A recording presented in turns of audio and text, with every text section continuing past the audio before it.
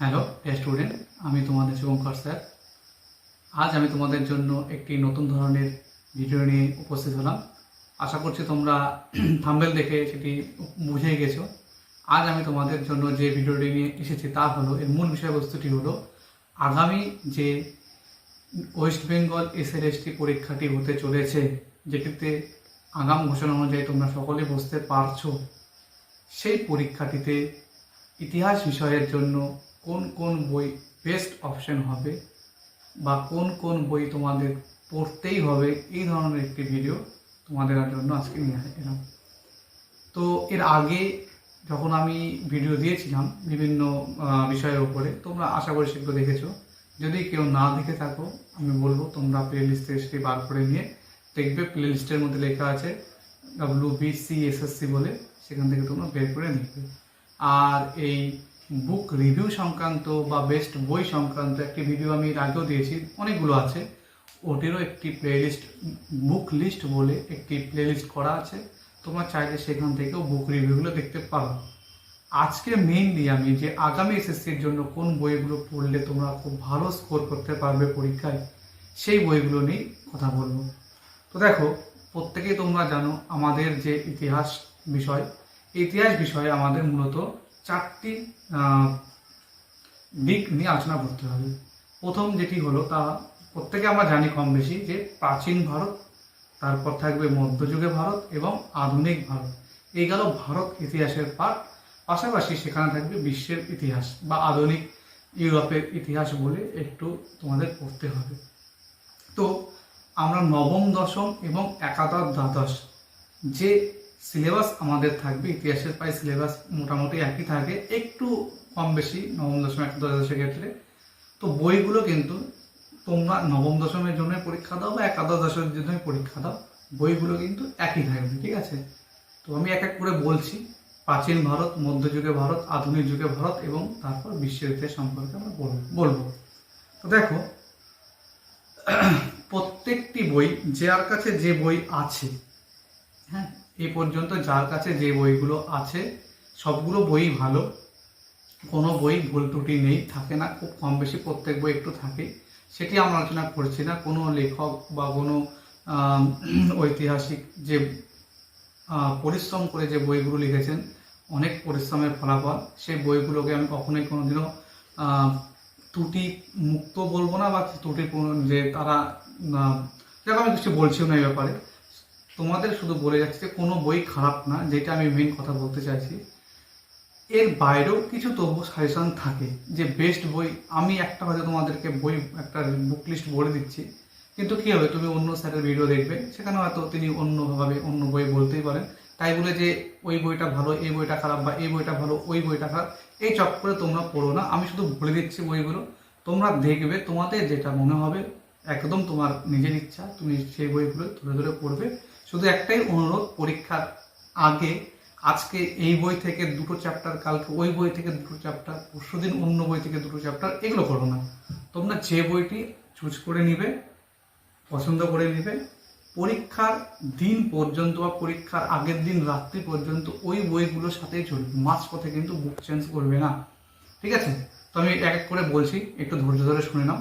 তো প্রথমে আমি তোমাদেরকে প্রাচীন ভারতের জন্য যে বইগুলো বলবো, আচ্ছা, প্রাচীন, মধ্যযুগ, আধুনিক যুগ, এই তিনটির জীবন মুখোপাধ্যায় রচিত অল সেট তোমরা পাবে, পাশাপাশি প্রভাতাংশু মাইতি রচিত অল সেট তোমরা পাবে।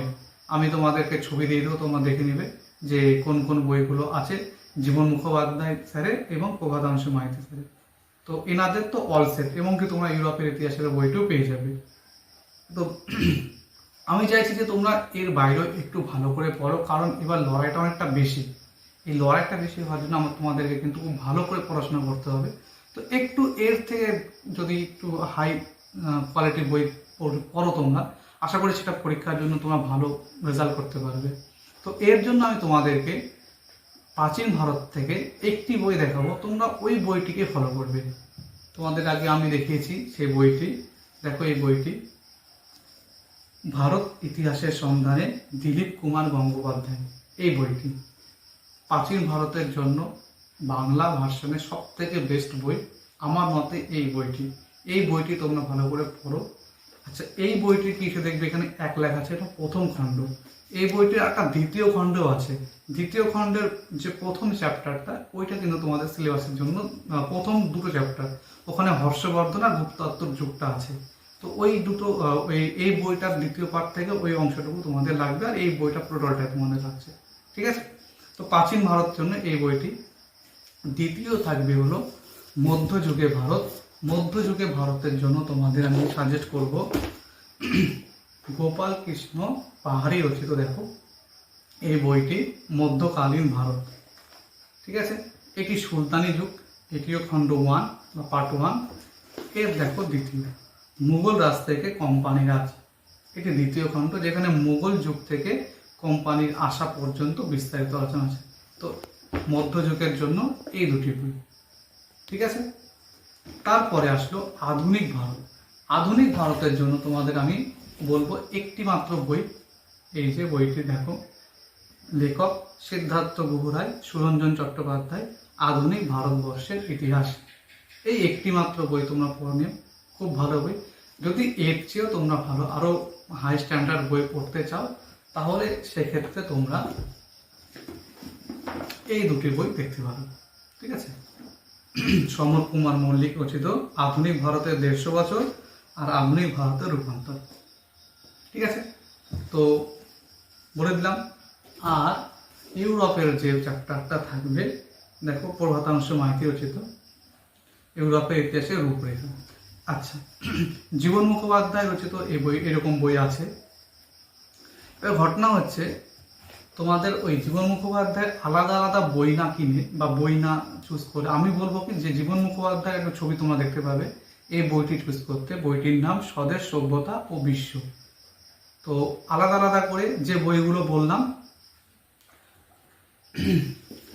এই বইটি প্রাচীন যুগের জন্য, এই দুটো বই মধ্যযুগের জন্য, এই বইটি আধুনিক যুগের জন্য, আর থাকলো বাকি ইউরোপের ইতিহাসের জন্য এই বইটি। আর জীবন মুখোপাধ্যায় স্যারের রচিত স্বদেশ সভ্যতা বিশ্ব, যেটিও এসএসসির জন্যই তৈরি করা, ওই বইটি তোমরা ফলো করতে পারো। তো আশা করছি তোমাদের বই বুক যে চুজ করা বা একটা তৈরি করে নেওয়া বুক লিস্ট, এই ভিডিও থেকে তোমাদের অনেক উপকার পাবে তোমরা। আর এরপরে আরও বাদ বাকি যা যা থাকবে, অনেকে এমসিকিউ এর জন্য ভালো বই আমাকে বলেছেন যে এমসিকিউর জন্য একটা ভালো বই সাজেস্ট করুন স্যার, তো ওগুলো নিয়েও পরে অন্যান্য ভিডিও নিয়ে আসবো। আপাতত তোমরা টেক্সট বই বেশি করে ফলো করো। আমি যে বইগুলো তোমাদের সাজেস্ট করলাম, এগুলো খুবই ভালো বই, তোমরা এই বইগুলোর সাথে যেতে পারো। পাশাপাশি তোমাদের যদি মনে হয় না স্যার আমরা অন্য বই আগে থেকেই পড়ছি, তো আমি তাহলে বলবো সেই বইগুলোই পড়ো। প্রভাতাংশ মাইতি স্যারের বইও খুব ভালো আছে, আমার কাছে অল সেট আছে, আমি ওগুলো নিয়ে বসলাম না। ওই একই ছবি তোমরা জানো, বা জীবন মুখোপাধ্যায় অল সেট যদি কারো থেকে থাকে বা পড়ে আসছো দীর্ঘদিন ধরে, তাহলে বলবো চেঞ্জ করার দরকার নেই, ওই বইগুলোই পড়তে পারো। পাশাপাশি তোমাদেরকে আমি আর 2-1টি বই পরে সাজেস্ট করবো, যখন পরীক্ষা কিছু কিছু এগিয়ে আসবে তখন সেই বইগুলো নিয়ে সেই বইগুলো পড়তে শুরু করবে। এখন আপাতত তোমরা টেক্সট বইগুলো ফলো করো ভালো করে। তো আশা করছি তোমাদের এই সমস্যার সমাধান হয়ে গেল। নেক্সট অন্য আপডেট নিয়ে আরেকটি অন্য ভিডিওতে আসবো। এই ধরনের আপডেট পেতে আমাদের চ্যানেলটিকে সাবস্ক্রাইব করে রাখো। এসএসসির বিভিন্ন নোটিশ এবং যাবতীয় তোমাদের প্রবলেম, কোশ্চেন সমস্ত অ্যান্সার নিয়ে আমি এভাবে সমস্ত ভিডিওতে হাজির থাকবো। তো আজ এই পর্যন্তই, ধন্যবাদ।